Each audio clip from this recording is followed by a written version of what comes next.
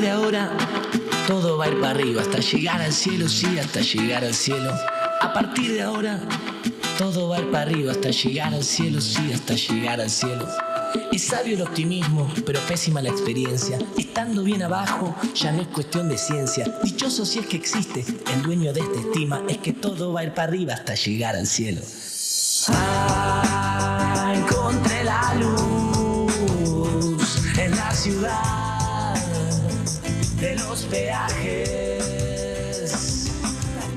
Como después de 20 años que cumplimos en Dame el Poder, hoy vamos a hablar, como les digo siempre, no de política, de economía ni nada en medio de este clima de política, sino de algo que realmente tiene que ver con el interés mundial, que siempre hablamos del tema del cambio climático, el cuidado del medio ambiente, y ya no hay, es innegable, Julio que pasó el mes más caluroso de lo que se tenga registro de la historia. Así que aquí estamos con Bárbara. Hola, Bárbara. Sí, hola, Elizabeth, gracias por invitarme. Hoy tenemos una invitada especial, Naya Cubelier, que es cofundadora de la ONG Sustentabilidad Sin Fronteras. Bueno, Naya también tiene más de 10 años de experiencia en este sector, es licenciada en Ciencias Ambientales de la Universidad de Buenos Aires y estuvo presente en varias de las conferencias mundiales sobre cambio climático y nos va a contar su experiencia trabajando en este sector y lo que significa la ONG que tienen, qué es lo que hacen. Pero primero que todo, Naya, hay un video que nos querías mostrar, que ahora va a aparecer en pantalla. Gracias por venir al programa. Bueno, primero que nada, gracias por la invitación. Es un placer poder estar acá y qué bueno que se tomen la oportunidad de hablar de estos temas, ¿no? Que son tan relevantes para el mundo. Creo que hay que darles espacio y, bueno, entender mejor qué es lo que le pasa al planeta. Como bien decía, julio fue el mes más caliente del que se tenga registro y esto tiene que ver con el aumento generalizado de la temperatura que se da por el calentamiento global por el cambio climático, ¿no? La causa de todo esto es las emisiones de gases de efecto invernadero. O sea, ya no nos podemos hacer los tontos, digamos. Somos los seres humanos los responsables de lo que le está pasando al planeta, principalmente por las emisiones, por la quema de los combustibles fósiles y el cambio del uso del suelo, la deforestación. Entonces, tenemos que entender que ya estamos en 1.1 grado de aumento, ¿sí? El Acuerdo de París en 2015 que se firmó y que los países del mundo tomaron la mejor ciencia disponible, pusieron un objetivo. Ese objetivo era 1.5 grados. En realidad primero fue 2 y después con mejor información científica dijeron, ojo, no puede ser 2 grados, tiene que ser 1.5. Hoy, 2023, ya tenemos 1.1 grado de aumento generalizado de la temperatura global. Entonces, ¿qué está pasando? Las emisiones siguen aumentando. Hay compromisos, sí, hay acuerdos, hay conversaciones, pero los hechos nos remiten a que las emisiones siguen aumentando. Eso quiere decir que la temperatura del planeta se sigue calentando. Y ya estamos viviendo las consecuencias. Todos los fenómenos climáticos son más intensos, más frecuentes y más duraderos. Hablo de olas de calor, hablamos de lluvias torrenciales que devienen en inundaciones, hablamos de sequías, hablamos de las pérdidas de los glaciares que alimentan los ríos, hablamos de sequía, hablamos de aumento del nivel del mar, hablamos de tifones, de ciclones, de huracanes, del deshielo del Ártico, de la Antártida. Todo eso ya le está pasando a nuestro planeta. Entonces, el primer paso es tomar conciencia con ciencia, ¿no? Sí. Con la mejor ciencia disponible, tomar conciencia y después tomar cartas en el asunto. Sí, porque encima hay mucha gente que dice, no, pero esto están exagerando, esto no es para tanto. Hay muchos negacionistas, ¿no? Entonces está bueno hablar sobre este tema, tener a invitados como vos, profesionales en el área, para que nos expliquen que esto, cuál es la ciencia detrás de este tema, por qué es tan importante, que nos afecta a todos.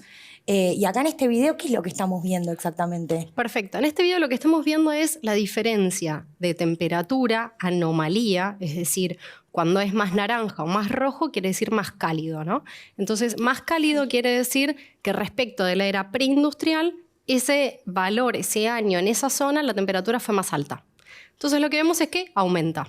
Y el azul quiere decir que es más fría. Entonces, acá podemos ver que alrededor del 1919-20, 1930, teníamos determinada temperatura, digamos, promedio, ¿no? A medida que pasa el tiempo, perdemos los azules y los celestes y nos pasamos a los naranjas y los rojos.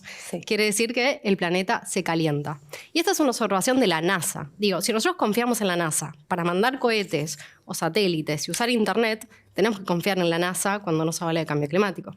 Lo mismo con la Organización Meteorológica Mundial, sí. Hoy en día liderada por una gran noticia, una muy buena noticia, una gran mujer argentina científica ¿Sí? en el liderazgo de la Organización Meteorológica Mundial. Sí. También confiamos en otro tipo de instituciones independientes cuando hacemos proyecciones para el agro, para contratar seguros. Bueno, es la misma ciencia, no es que es una ciencia diferente, es la misma ciencia.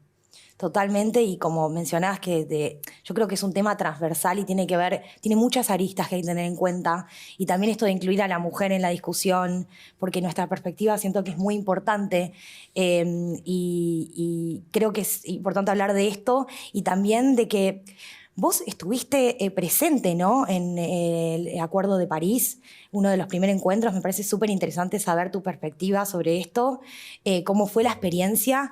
¿Y vos creés que cuando estabas ahí sentiste que notabas un cambio, que realmente iba a pasar algo, que iba a suceder algo, o era más que nada hablar palabras vacías, como dice Greta Thunberg? Y la verdad es que en ese momento, no te voy a mentir, nos ilusionamos. Tal vez fuimos tontos, pero nos ilusionamos. Porque, ¿qué pasa? El protocolo de Kioto era un acuerdo que le ponía límites a una lista de países determinada, pero no todo el mundo. El Acuerdo de París lo que traía a la mesa es que todos los países se tenían que comprometer. Estados Unidos, cualquiera de la Unión Europea, China, Rusia, Japón, todos los países del mundo tenían que tener un compromiso. Porque antes del acuerdo estuvo el protocolo de Kioto, que falló porque Estados Unidos se dio de baja, ¿no? Estados Unidos se fue del protocolo porque dice, no puede ser que a países como China o India, que son economías emergentes, no se les pida también un compromiso. Claro. Entonces el Acuerdo de París cambia esa lógica y dice, bueno, a ver, ¿vos cuánto vas a poner tanto? ¿Vos cuánto vas a poner tanto? ¿Vos cuánto vas a poner tanto? Y eso se llama contribuciones nacionales determinadas, ¿no? Y Argentina también tiene su compromiso. Claro. Entonces, lo que se hace es la suma de los compromisos no debería superar los 2 grados o 1.5 de aumento. Claro. El problema es que venimos mal. Pero después, claro, ¿qué pasó después? Porque después pasaron muchos vericuetos. ¿Nos podés Pasaron contar muchas un poquito, cosas. para los que no saben cómo fue la secuencia? Porque después se fue Trump de Estados Unidos. Exactamente. Apareció Trump. Volvió con Biden. ¿Cómo es? A ver. Bien. Hay que son los entender países que más contaminan. Estados Unidos, primero China, después Estados Unidos, en ese orden. Sí, históricamente Estados Unidos, o sea, si vemos el acumulado es histórico es Estados Unidos, actuales es China, correctamente. Por eso tenía razón Estados Unidos cuando decía por qué China no está dentro del acuerdo. Tenía que estar dentro del acuerdo. Argentina también tiene un compromiso porque es parte del G20. Cuando nosotros nos enorgullecemos de ser parte del G20, tenemos que entender que el 20% de los países que hacen al 80% de las emisiones, Argentina está dentro de ese paquete. Claro. Por ser un país mundialmente conocido como un país de economía de renta media. Eso es crítico para nosotros porque el mundo nos ve de esa manera, aunque nosotros acá sabemos muy bien lo que pasamos y lo que sufrimos y los problemas económicos. Sí. Pero una cosa no es excusa para la otra. Lo que hay que entender es que un desarrollo económico sustentable es beneficioso porque piensa a largo plazo, porque incorpora la vulnerabilidad de los más pobres y los más desfavorecidos, porque es respetuoso con el ambiente. Entonces, es un paquete que es ganar, ganar, ganar, ¿no? Claro. Pero ¿qué pasa? Tenemos a la industria de los combustibles fósiles, que tenemos que hablar de ellos, porque es la industria más poderosa hoy en día. Se destina, o sea, durante 50 años, esta industria ganó $3.000 millones al día. Durante 50 años, la industria de los combustibles fósiles hizo en profit $3.000 millones al día. Es una locura. Entonces, toda esa inversión que se hizo en pozos petroleros, en la extracción del carbón, en la explotación del gas, en la explotación de la nafta. Porque hay subsidios, ¿o no? ¿Qué son los subsidios? ¿Por qué hablamos de los subsidios a los combustibles fósiles? ¿Qué significa eso? Bien, subsidiar quiere decir, yo ahí en la parte de la economía no es muy fuerte, pero te puedo decir que desde el Estado es promover, digamos, y también genera una disrupción en el precio, porque el precio que recibe como consumidor no es el precio de mercado, sino porque justamente una parte la absorbe el Estado mismo con sus subsidios. Exacto. Entonces vos tenés como un poco a lo bruto impuestos y subsidios, ¿no? Digamos, si vos a las energías renovables les pones impuesto y a los combustibles fósiles subsidios, y vas a tener un desnivel que nunca vas a poder corregir. Claro. Esto no se puede hacer de la noche a la mañana. Por eso los planes de transición energética tienen que mirar a largo plazo. Se piden planes de transición, son de largo plazo. E involucran a todos los sectores de la sociedad, al sector público, al sector privado, a la sociedad civil, a la academia, a la ciencia. Todos esos tienen que estar en una mesa y hacer un plan de largo plazo. Sí, porque cuando los jóvenes dicen a los padres, ¿por qué no se reconvierten? ¿Por qué no son más sustentables cada uno en su empresa o en lo que fuere, o en un lugar agropecuario? Si no hay ayuda del Estado, que lo único que hacen es sacarle y depredar en este país a cambio de nada, con impuestos, ¿qué puede hacer el ciudadano y el empresario solo? Nada. Totalmente. Igualmente, por suerte, hay cosas que se pueden hacer. Hay cosas que se pueden hacer. Yo creo que hay betas, ¿no? Hay empresas que apuestan por las energías renovables, por su matriz limpia. Y también es un tema de mercado, ¿no? Por ejemplo, voy a hacer un paralelismo con el tema de la exportación de productos a Europa, que ahora se pide que sean libres de deforestación. ¿Qué va a pasar cuando pidan que la exportación de productos sea libre de dióxido de carbono, que sea libre de emisiones, o que sea limpia, ¿no? Entonces, desde el punto de vista incluso del mercado que se puede posicionar y todos los productos y los servicios que se pueden brindar, las empresas lo que pueden hacer es medir su huella de carbono. Total. Primero medir, para entender de qué estamos hablando. Y una vez que se mide, después vos podés decir, tengo un plan para reducir y tengo un plan para ser carbono neutral. ¿Qué es medir la huella de carbono? ¿Qué es la huella de carbono? Y ustedes esto lo hacen. a la gente. ¿Qué ¿No? es? Bien, la huella de carbono es... Voy a hacer un paralelismo con el agua, que es un poco más fácil. La huella hídrica, ¿qué sería? La cantidad de agua que me llevó, por ejemplo, a producir una botella. En todo el proceso, ¿cuánto me llevó? Si yo lo traslado a la huella de carbono, es cuántas emisiones de gases de efecto invernadero, como el dióxido de carbono, surgieron en todo el proceso. Porque yo usé energía, y la energía mayoritariamente viene de los combustibles fósiles. El transporte, los materiales, la extracción de esos materiales, el procesamiento. Entonces uno lo que hace es analizar el ciclo de vida de un producto, o el de una persona, o el de toda una empresa, o el de unas oficinas. De cualquier cosa se puede medir la huella de carbono. Y una vez que vos la medís, podés decir, bueno, ¿qué hago para reducir el impacto? Y llega un momento en el que no puedes reducir más el impacto, porque hoy en día es inevitable tener emisiones. Entonces ahí es cuando pasas al paso de compensar. Y compensar es apoyar proyectos que capturan dióxido de carbono. Por ejemplo, con la regeneración de bosques. Eso es cuando hay muchas empresas que hoy en día se comprometen a ser carbono neutral. Ser carbono neutral o comprometerse a ser carbono neutral quiere decir que en el futuro, al 2030, al 2050, voy a medir mis emisiones, voy a reducir todo lo que pueda y cuando ya no pueda más voy a compensar. Bueno, vamos a ir a una pausa y después vamos a terminar todos estos temas. Después de la pausa, ya volvemos.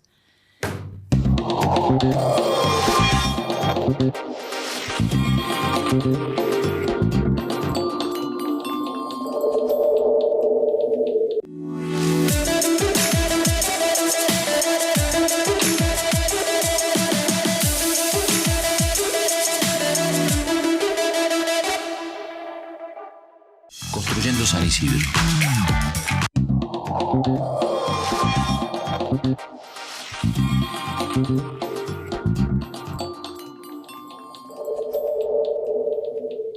Bueno, seguimos entonces acá con Naya. Muchas gracias por venir.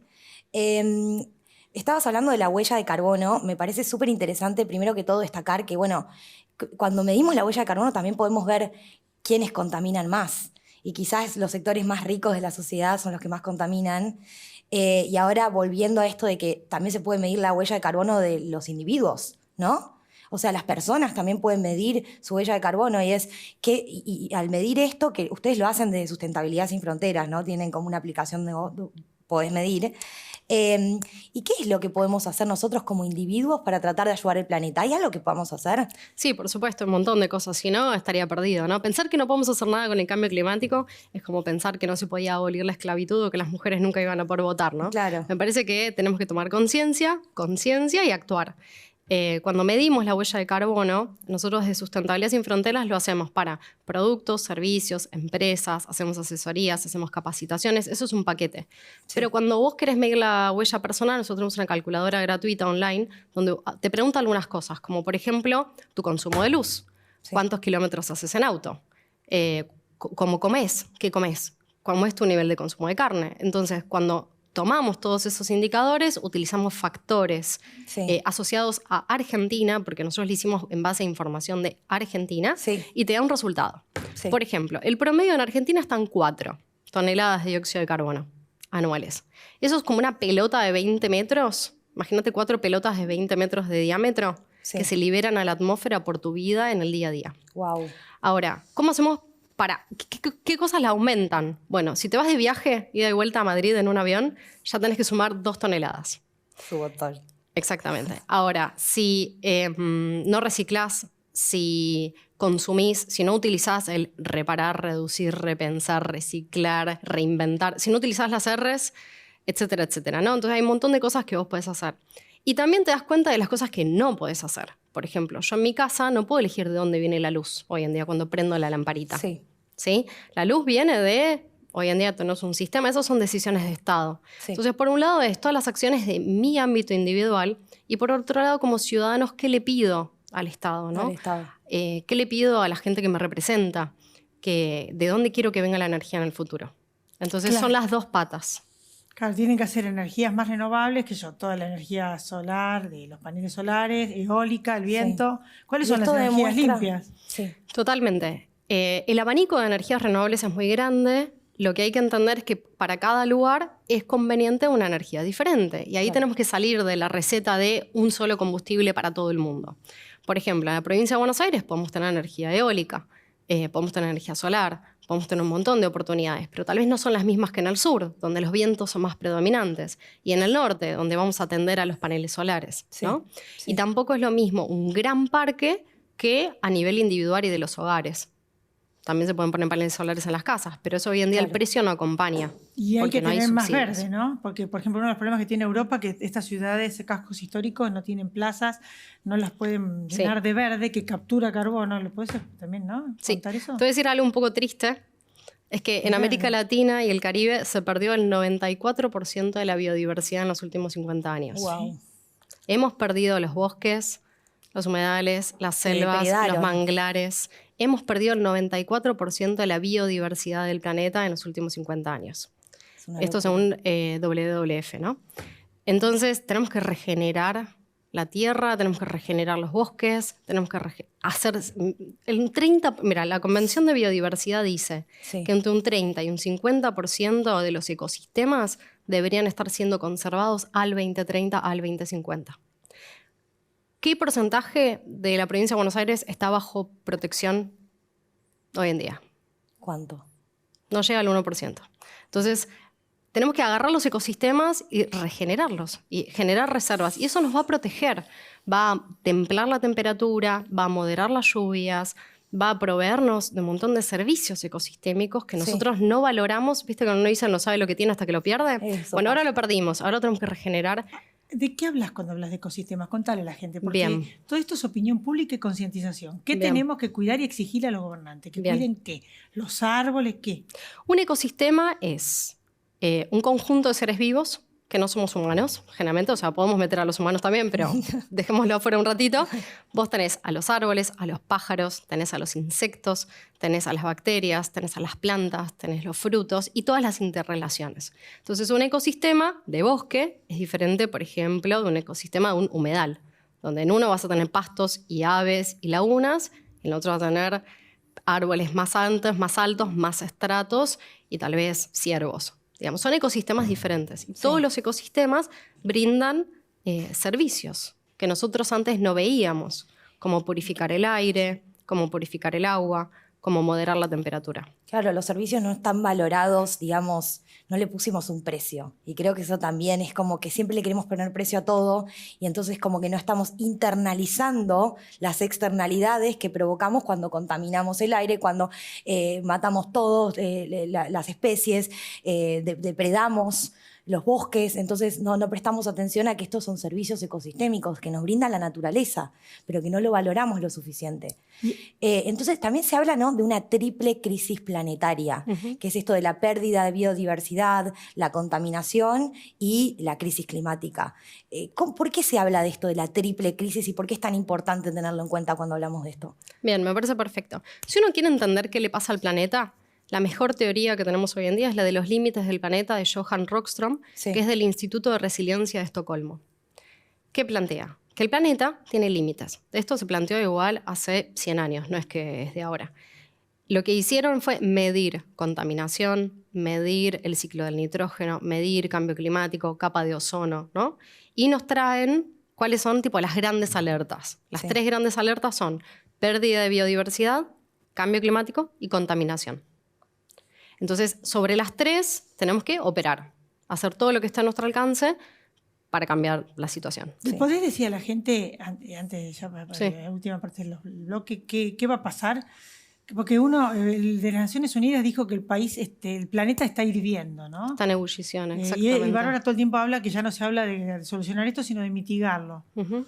¿Qué va a pasar? ¿Le contás a la gente que los simulacros que hay de los escenarios posibles? Sí. Hay 3 que yo sepa, me han dicho. No sé.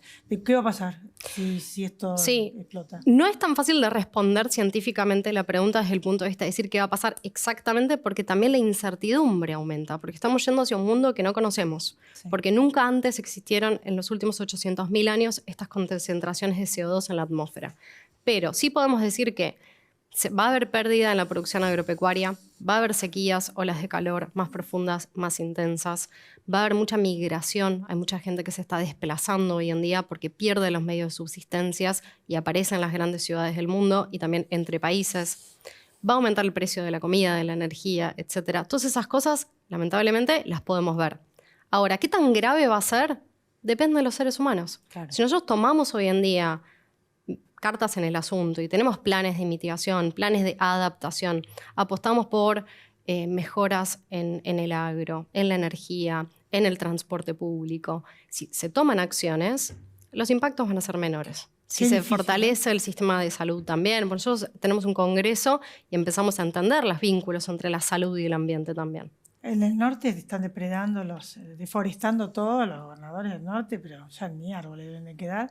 Está todo el tiempo Greenpeace insistiendo con eso. Y aparte está de moda el turismo, todo el mundo se la pasa viajando en avión. O sea, es muy difícil dar vuelta a todo esto. Los plásticos, Sí, ¿no? sí. La pesca. ¿Y qué más le querías Sí, yo comentar? creo que sí, está todo conectado, ¿no? Los temas que estamos discutiendo, vemos cómo es como un tema muy sistémico y a veces está bueno, hablamos de cosas muy globales, de esta crisis y yo como vuelvo a repetir, está bueno llevarlo a tierra y decir, ¿qué podemos hacer nosotros? La persona que está viendo ahora la televisión y que dice, quiero ayudar, quiero hacer algo, quiero dar mi granito de arena, porque yo creo que es una solución colectiva, ¿no? ¿Y qué decís que, así como ahora, después de ver el programa, qué pueden hacer estas personas que nos están viendo ahora? Yo creo que el mundo va a estar salvado cuando todos vivamos y hagamos todo lo posible por salvar el mundo, ¿no? Entonces creo que aquel que hoy en día piensa en que puede seguir haciendo negocio, explotando la tierra o los recursos naturales o contaminando, pagando poco y después en su casa recicla, tenemos un problema. Necesitamos que las personas que tienen poder de toma de decisiones, ya sea en el sector privado, en el sector público, en el tercer sector, hagan todo lo que esté en su alcance para cambiar el modelo de economía, ¿sí? A una economía de la dona, una economía que deje mirar solo el PBI y empiece a mirar salud, ambiente, agua limpia, aire limpio, que transporte público, libertades, acceso, derechos, ¿no? Entonces, cuando cambiemos la mirada, nos va a ir mejor. En el granito de arena, en el día a día, bueno, no podemos dejar de medir nuestra huella, conocerlas, aprender, hablar del tema, leer la mejor ciencia disponible, confiar en los mejores científicos argentinos y del mundo, y después reciclar, usar el transporte público, comer muchísimo menos carne, apostar por productos de estación, agroecológicos, basados en plantas, continuar con el consumo circular, de la moda circular, apostar por reparar antes de comprar nuevo, etcétera, etcétera, etcétera. No comprar tantas cosas que no necesitamos. Para impresionar a personas que no nos importan. Exactamente. Sí. Ahora, vos que estás mucho tiempo en Nueva York, ¿cómo lo ves? Sí, estoy estudiando igual, pretendo volver y estoy adquiriendo todo el conocimiento que sea posible para poder después aplicarlo acá. Pero yo creo que lo que veo es que consumen un montón, no están tomando conciencia. Como digo, esto es importante que lo sepamos todos. Obvio que hay un montón de movimiento y que el más grande está viniendo de parte de las empresas. Siento como que ahora, como que al borde del abismo, está empezando a ver todo como una movida muy importante de parte de las empresas, que son las que más contaminan. Y están tratando de aplicar de manera voluntaria ciertos estándares y quería que nos cuentes un poco eso, Naya, de qué es lo que están haciendo las empresas. ¿Y ustedes de Sustentabilidad Sin Fronteras ayudan también a las empresas cuando miden la huella de carbono y también mediante, yo sé que hay como convenios entre el sector público, el sector privado, las ONG? ¿Cuál es su participación? Nosotros siempre tratamos de construir y buscar esas opciones ganar, ganar, ganar, ¿no? Y también sabemos que la sustentabilidad es el camino y llegó para quedarse. Sí. Con las empresas trabajamos en el asesoramiento. No es lo mismo una empresa que recién está arrancando el tema de la sustentabilidad a una empresa que ya es de triple impacto o un emprendimiento B. Sí. Entonces no es lo mismo la situación de la empresa y lo que puede hacer. Entonces es como una escalerita, ¿no? Es como un camino. Entonces acompañamos ese camino, medimos huella de carbono, damos capacitaciones, charlas, webinars online presencial, por supuesto la medición de la huella de carbono, y también creo que es clave entender el rol que juega cada actor, ¿no? en este ecosistema urbano y planetario que todos tenemos. También hacemos informes y reportes que son todos libres, gratuitos, en español, desde una mirada desde el sur, desde una mirada argentina. Pues somos un grupo de profesionales de distintas disciplinas. Yo estudié ciencias ambientales, Mariano, mi colega, es abogado. Hay gente de publicidad, del periodismo, meteorólogos, geógrafos, etc. Es un grupo muy multidisciplinario, con experiencias de distintos lugares que nos permite abordar distintas con la situaciones. Argentina y el mundo.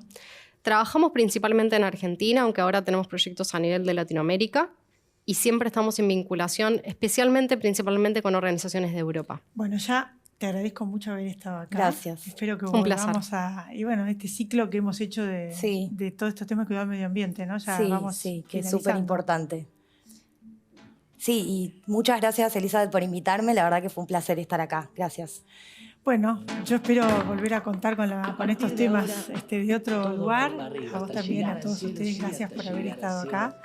Y nada, me despido hasta la próxima semana. Después de 20 años, espero que les haya servido todo esto que les han explicado los expertos, porque de eso se trata. Lo más importante es cuidar la vida y cuidar el medio ambiente. En nuestra única casa no tenemos a dónde ir. Más allá de que vayan a ir a Marte y a todos lados, no tenemos a dónde ir. Gracias por haber estado ahí. Chau, pasen la ciudad de los peajes.